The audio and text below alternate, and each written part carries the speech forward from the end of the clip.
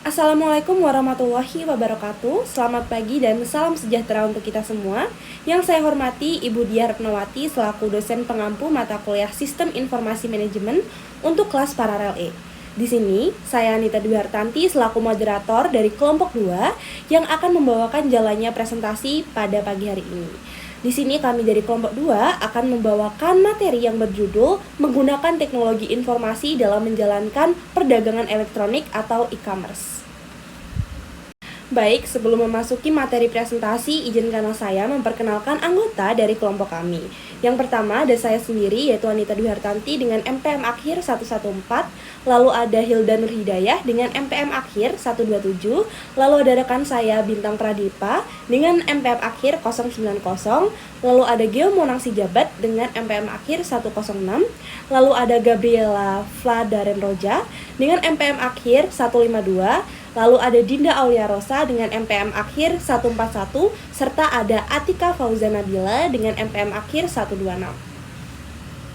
Nah, agenda atau materi yang akan kita bahas pada presentasi kali ini yaitu meliputi yang pertama, e-commerce dan kecerdasan bisnis, lalu strategi e-commerce dan sistem antar organisasi, lalu ada strategi B2C untuk e-commerce, lalu ada langkah selanjutnya untuk e-commerce dan penggunaan internet, lalu ada dunia maya dan jalan raya informasi, selanjutnya ada aplikasi bisnis dari internet, dan dampak internet pada bisnis di masa mendatang, lalu diakhiri dengan sesi tanya jawab. Pada bagian pertama ini, kita akan membahas tentang apa itu e-commerce dan jenis perdagangan apa saja yang dapat dikatakan sebagai e-commerce. Jadi, transaksi bisnis yang menggunakan akses jaringan, sistem berbasis komputer, dan juga antarmuka browser web dapat didefinisikan sebagai perdagangan elektronik atau e-commerce. Memasuki bagian kedua, kita akan membahas tentang submateri yaitu e-commerce di luar batas perusahaan. Jenis e-commerce dibagi menjadi dua. Yang pertama yaitu business to customer atau B2C, dan yang kedua adalah business to business atau B2B. E-commerce business to consumer mengacu pada transaksi antara bisnis dan juga konsumen akhir dari produk. Sedangkan e-commerce business to business mengacu pada transaksi antara bisnis di mana tidak ada yang menjadi konsumen akhir. Lalu, submateri selanjutnya adalah tentang manfaat yang diharapkan dari e-commerce. Perusahaan terlibat dalam e-commerce untuk mencapai perbaikan di seluruh lini organisasi. Nah, perbaikan ini diharapkan dapat menghasilkan 3 manfaat utama. Yang pertama yaitu peningkatan layanan pelanggan sebelum, selama, dan setelah penjualan. Lalu yang kedua adalah hubungan yang lebih baik dengan pemasok dan komunitas keuangan. Lalu yang ketiga adalah peningkatan keuntungan ekonomi bagi pemegang saham dan pemilik bisnis. Lalu, submateri ketiga adalah jalur menuju e-commerce. Kapan suatu bisnis dapat mempertimbangkan untuk mengimplementasikan e-commerce? Nah, suatu bisnis patut untuk mempertimbangkan untuk mengimplementasikan e-commerce adalah ketika sebuah perusahaan memutuskan bahwa manfaat yang diharapkan akan lebih besar daripada biaya dari memilih untuk menerapkan e-commerce. Agar implementasi dari e-commerce ini juga berhasil, langkah-langkah pertama yang harus dilakukan adalah untuk mengumpulkan intelijen bisnis. Perlu dicatat bahwa peningkatan laba itu tidak disebutkan sebagai manfaat langsung dari e-commerce. Tetapi, e-commerce adalah alat yang kuat untuk membantu organisasi mencapai tujuan. Baik, selanjutnya kita akan membahas tentang intelijen bisnis atau business intelligence. Intelijen bisnis adalah proses, aktivitas, pengumpulan informasi tentang berbagai elemen dalam lingkungan bisnis yang berinteraksi dengan perusahaan. Nah, dalam intelijen bisnis ini nantinya kita akan membahas 2 hal utama. Yang pertama yaitu basis data eksternal, dan yang kedua adalah mesin pencari atau search engine. Basis data eksternal.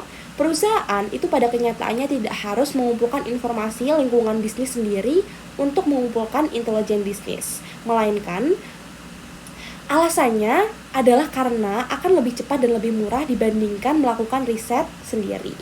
Nah, selain bisnis data komersial, basis data pemerintah juga merupakan sumber informasi penting bagi perusahaan. Lalu, mesin pencari atau search engine. Mesin pencari adalah program komputer khusus yang meminta pengguna memasukkan kata atau kelompok kata yang ingin ditemukan. Nah, dengan semakin berkembangnya teknologi, mesin pencari menjadi alat penting bagi bisnis untuk mengakses intelijen pasar, memahami tren industri, dan juga menemukan peluang bisnis baru. Masuk pada materi strategi e-commerce dan sistem antar akuntansi. Pada strategi e-commerce, paling sering dibahas adalah sistem antar organisasinya, atau dalam bahasa Inggrisnya Interorganizational System atau disingkat IOS, yang berfokus pada transmisi data elektronik. Salah satu bentuk dari iOS sendiri yang paling kenal adalah Electronic Data Interchange atau EDI, yang memungkinkan pertukaran data secara langsung antara komputer dalam format terstruktur.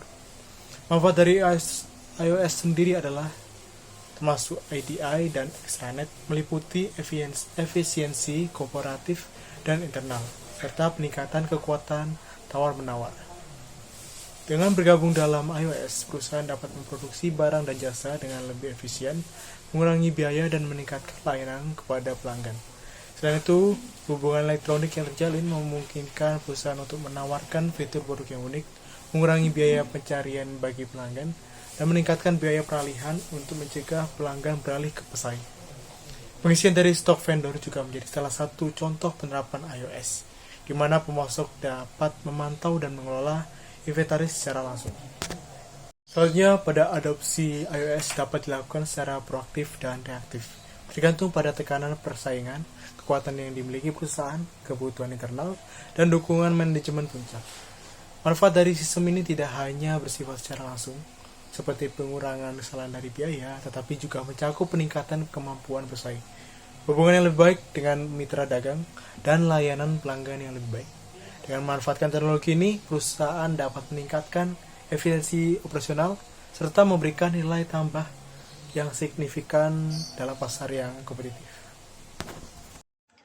Nah, selanjutnya strategi B2C untuk e-commerce. Meskipun nilai e-commerce B2C jauh lebih kecil dibandingkan B2B, memahami strategi B2C penting karena meningkatnya jumlah produk digital yang tersedia dan semakin banyaknya pelanggan yang bersedia melakukan pembelian online. Yang pertama, produk-produk digital. Produk digital seperti lagu, film, dan perangkat lunak dapat dibeli dan diunduh melalui internet, memungkinkan pelanggan untuk langsung menggunakannya setelah diunduh. Namun, pelanggan menanggung biaya tambahan seperti biaya media penyimpanan, komputer, dan koneksi online untuk mengakses produk tersebut. Lalu yang kedua, produk-produk fisik. Nah, produk fisik ini yang dibeli secara online harus dikirimkan melalui layanan pengiriman seperti USPS, FedEx, atau UPS dengan berbagai opsi kecepatan dan biaya. Pelanggan dapat melacak pengiriman secara online, meningkatkan transparansi dan kepercayaan dalam transaksi e-commerce. Lalu yang ketiga, penjualan maya versus campuran. Nah, penjualan maya dilakukan tanpa toko fisik, sementara penjualan campuran menggabungkan toko fisik dan situs web untuk menjangkau pelanggan. Meskipun toko fisik memberikan pengalaman langsung, penjualan online menawarkan kemudahan, informasi lebih lengkap, dan efisiensi operasional seperti yang diterapkan oleh Office Dev dan 1800 followers. Lalu yang terakhir, pemerintahan elektronik. Pemerintahan dapat memanfaatkan e-commerce seperti yang dilakukan Polk County di Florida dengan melelangkan sertifikat pajak properti secara online pada 2005, menghasilkan lebih dari 12 juta dolar. Sistem ini meningkatkan efisiensi, transparansi, dan pendapatan bagi pemerintah daerah dalam menagih pajak tertunggak. Baik, saya Atifah Nabila dengan NPM akhir 126 akan menjelaskan mengenai materi selanjutnya, yaitu langkah selanjutnya untuk e-commerce. Jadi banyak tantangan bagi e-commerce. Salah satunya itu teknologi di balik perdagangan.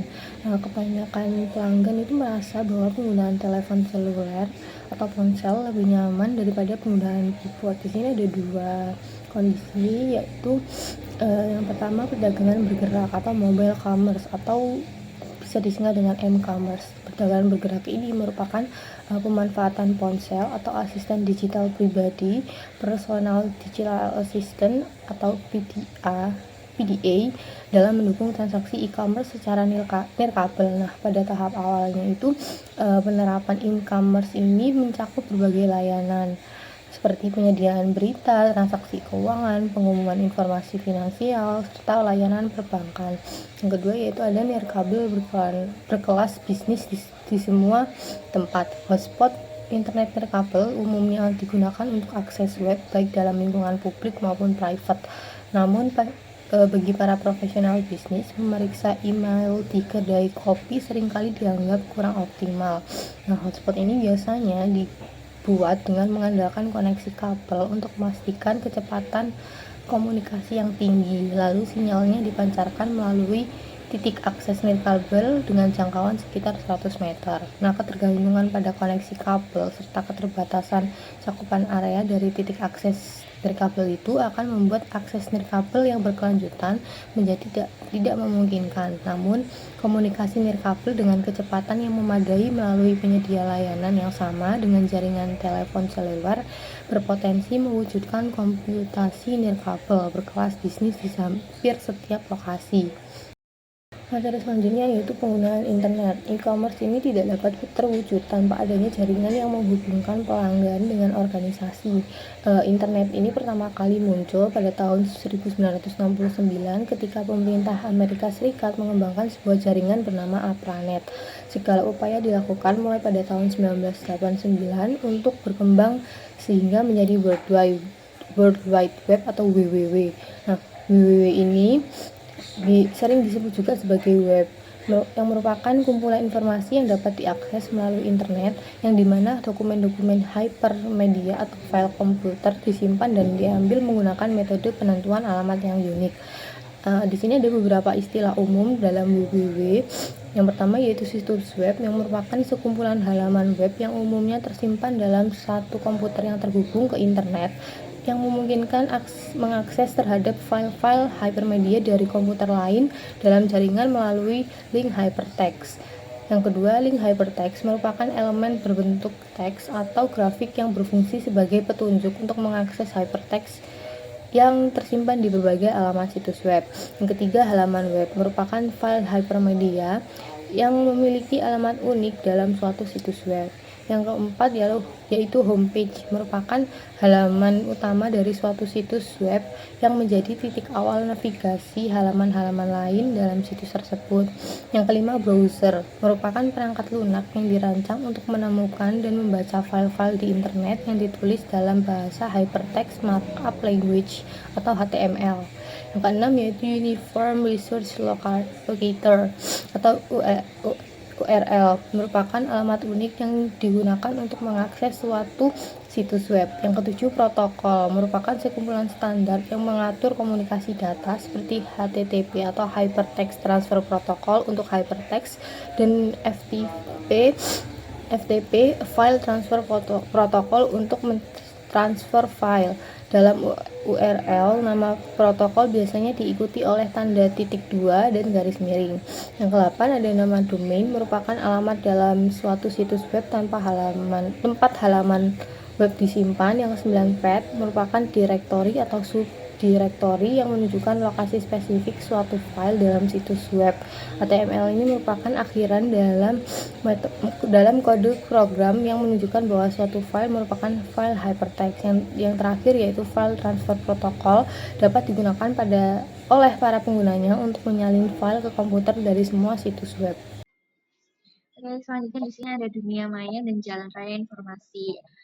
Nah, istilah dunia maya sendiri ini diciptakan pada tahun 1984 ketika Paulus William Gibson menggunakannya dalam bukunya Neuromancer 20 untuk menggambarkan masyarakat yang telah menjadi budak teknologi. Istilah jalan informasi sendiri digunakan dalam konteks yang sama, tetapi tidak ada kesepakatan yang lengkap mengenai dampak akhirnya terhadap masyarakat. Istilah ini biasanya digunakan untuk menggambarkan kekuatan positif yang memberi setiap orang akses ke kekayaan informasi yang ada di dalam masyarakat modern. Namun, ada kekhawatiran bahwa jalan informasi ini akan dieksploitasi oleh bisnis sebagai cara untuk mendorong barang dagangan mereka kepada publik yang tidak curiga dan naif, dan juga bukan sebagai sarana untuk mengkomunikasikan informasi yang bermanfaat. Nah, untuk standar internet sendiri, ada salah satu alasan mengapa internet dan web diterima dengan tangan terbuka oleh pengguna komputer di seluruh dunia adalah karena keduanya bekerja bersama sebagai satu sistem yang dapat digunakan dari platform komputer manapun. Agar hal ini dapat terwujud, setiap orang yang berkontribusi pada arsitektur internet dan web harus mengikuti aturan yang sama. Oke, baik, di sini saya akan menjelaskan mengenai aplikasi bisnis internet. Jadi, internet ini dapat digunakan untuk aplikasi bisnis apapun yang melibatkan komunikasi data, termasuk komunikasi di dalam perusahaan maupun dengan lingkungan. Tidak seperti jaringan milik sendiri, internet juga dapat digunakan dalam platform komputer apa saja tanpa perlu melakukan upaya khusus. Selain itu, protokol website dan browser jauh lebih mudah dipelajari dan digunakan pada bahasa query yang biasanya digunakan untuk mengambil informasi dari basis data. Internet juga memungkinkan untuk mengirimkan berbagai media yang lebih luas daripada yang ditaungi banyak perusahaan melalui jaringan konvensional mereka. Semua bidang perusahaan dapat menggunakan internet, tetapi satu bidang penting adalah manajemen rantai pasokan. Secara khusus, manajemen rantai pasokan untuk menyedia layanan kesehatan menarik perhatian karena biaya layanan medis yang meningkat pesat. Selanjutnya ada e-commerce dan manajemen rantai pasokan rumah sakit. Jadi dalam perawat kesehatan terutama berkaitan dengan peningkatan hasil kesehatan pasien dan melayani kebutuhan pasien, tiap dolar perawatan kesehatan yang dihabiskan untuk memesan persediaan medis dan berinteraksi dengan vendor adalah dolar yang tidak akan dihabiskan untuk perawatan pasien secara langsung. Nah, rumah sakit harus memesan persediaan dan sangat penting bagi layanan pasien bahwa persediaan medis yang tepat tersedia untuk kebutuhan pasien. Rumah sakit dapat menggunakan protokol standar seperti internet untuk mengganti ADA yang membutuhkan koneksi terpisah antara setiap vendor dan rumah sakit.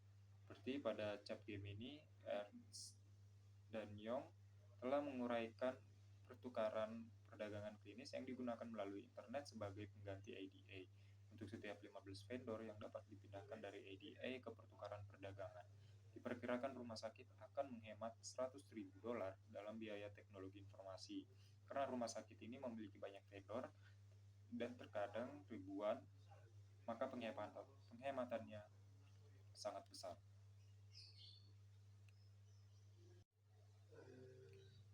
Nah, untuk selanjutnya itu ada saran untuk penggunaan internet yang sukses.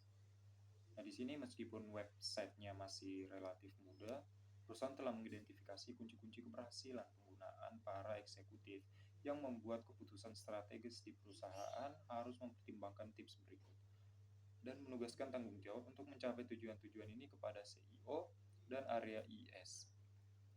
Yang pertama ada pastikan situs web Anda kuat, mana hal ini akan memungkinkan untuk mengintegrasikan website ke dalam informasi berbasis komputer dan bukan hanya menggunakan sebagai cara untuk menyediakan dan memperoleh informasi. Juga integrasi dengan basis data perusahaan yang penting. Yang kedua, ada pastikan browser dan struktur basis data Anda fleksibel dan intuitif, mana hal ini akan memungkinkan Anda untuk menangani pertumbuhan di masa depan dan menyediakan akses cepat bagi pengguna. Yang ketiga, ada tekanan pada konten. Yang ini jangan terlalu terjebak pada karya seni, audio, dan video sehingga dapat mengabaikan tujuan utama dalam menyediakan informasi. Ketika berbicara tentang yang kuat, sulit untuk mengalahkan tampilan narasi dan tabel. Yang keempat adalah sering-sering melakukan pembaruan. Tingkat mitra bisnis dan pelanggan yang menjelajah untuk terus kembali pembaruan harian tidak terlalu sering bagi banyak perusahaan. Yang kelima adalah lihatlah lebih dari sekedar pelanggan, yang mana gunakan internet untuk meningkatkan komunikasi dengan semua elemen lingkungan perusahaan kecuali pesaing. Yang keenam ada targetkan konten untuk kebutuhan pengguna tertentu. Yang mana di sini dorongan pemirsa untuk mendaftarkan nama, alamat, dan minat mereka di situs Anda. Yang mana dapat menggunakan informasi ini untuk menyesuaikan halaman Anda dengan kebutuhan pengguna. Selanjutnya yang ketujuh adalah buatlah antarmuka dan intuitif, di mana lakukan semua yang bisa untuk membuat situs website secepat dan seefisien mungkin dengan menggunakan grafik secukupnya, karena biasanya memperlambat pengambilan ingatan dengan merancangkan antarmuka dari sudut pandang pengguna, bukan dari sudut pandang perusahaan. Selanjutnya yang ke-8 itu berada di lokasi website yang tepat. Nah, jika situs website Anda tidak menghasilkan lalu lintas sebanyak yang Anda inginkan, pertimbangkan untuk menautkan ke situs lain seperti situs asosiasi perdagangan dan organisasi industri dan profesional. Yang ke-9, ciptakan rasa kebersamaan, di mana libatkan penggunaan dalam situs Anda dengan memberikan kesempatan bagi mereka untuk mengirimkan saran, keluhan, dan sebagainya. Dan yang terakhir, mintalah bantuan jika Anda membutuhkannya. Pekerjaan website sangat terspesialisasi, di mana daripada mengembangkan keahlian internal sendiri, mungkin lebih masuk akal untuk mengalihdayakan pengembangan dan memelihara website perusahaan Anda kepada para profesional. Selanjutnya, kita akan membahas mengenai dampak internet pada bisnis di masa mendatang. Di situ, saya memberikan contoh data 10 negara dengan pertumbuhan e-commerce tertinggi tahun 2024, di mana Indonesia ini menempati peringkat pertama sebesar pertumbuhannya 30,5%. Nah, artinya konsumsi daya beli masyarakat melalui platform seperti Shopee dan lain-lainnya itu sangat tinggi, sehingga dampaknya internet pada bisnis ini menurut saya adalah perkembangannya ini bagus dan bisa menghasilkan keuntungan serta memberi kemudahan baik bagi pembeli maupun penjual. Nah, di sini ada 4 dampak internet pada bisnis di masa mendatang. Yang pertama, membantu memasarkan bisnis dengan jangkauan yang lebih luas. Seperti yang kita ketahui, internet ini dapat diartikan sebagai pintu penghubung ke segala akses. Dengan adanya internet, membantu pemilik bisnis untuk mengenalkan merek bisnisnya dan produknya, sehingga dapat dikenal dan menarik calon konsumen. Sehingga nanti pemasarannya itu dapat mencakup dengan luas jutaan konsumen di segala wilayah. Lalu yang kedua, dia mempermudah untuk komunikasi antara pemasok, penjual, dan pembeli. Nah, adanya internet mempermudah untuk komunikasi antara penjual dan pembeli ketika di wilayah yang berbeda dan ketika mereka berada di waktu yang berbeda. Nah, di sini dengan adanya internet itu mempercepat informasi untuk sampai ke pembeli dan penjual. Lalu internet ini juga menyediakan platform yang memungkinkan interaksi yang efisien dan tanpa batas geografis. Contohnya melalui email, aplikasi pesan instan, media sosial, atau platform e-commerce. Semua pihak itu dapat berkomunikasi secara langsung untuk negosiasi, penyampaian informasi produk, serta proses transaksi, di mana nantinya hubungan bisnis itu menjadi lebih terorganisir dan transparan.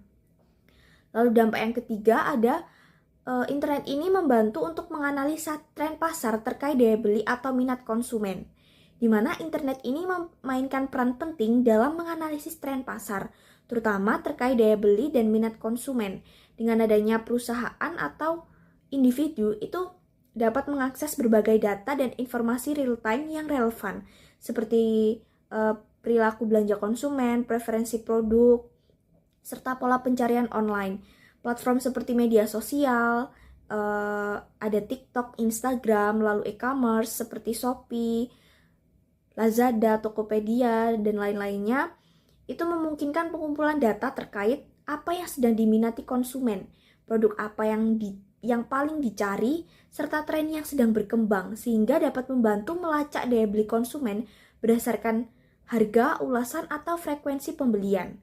Nah, kemudian hal tersebut itu dapat membantu perusahaan untuk memprediksi permintaan pasar, meningkatkan penawaran produk, dan merancang bagaimana caranya produk yang mereka produksi ini dapat sampai ke pangsa pasarnya. Lalu ada dampak yang keempat, yaitu efisiensi waktu dan biaya, di mana dalam dunia bisnis tentunya penjual dan pembeli itu saling berkomunikasi dalam melakukan penawaran dan permintaan. Namun ketika di posisi perbedaan wilayah dan waktu antara penjual dan pembeli, pastinya itu akan mempersulit keduanya untuk berkomunikasi. Sehingga dengan adanya internet itu mempermudah antara penjual dan pembeli untuk menghubungkan komunikasi antar satu dengan yang lain kapanpun dan dimanapun. Di sini pembeli ini tidak perlu mengeluarkan biaya untuk melihat secara langsung barang yang akan dibeli sehingga menghemat biaya transportasi. Sebaliknya penjual itu juga menghemat biaya untuk pameran produk yang dipasarkan karena hanya dengan mengiklankan produk maka pembelinya itu dapat melihat produknya dan bisa membeli secara online.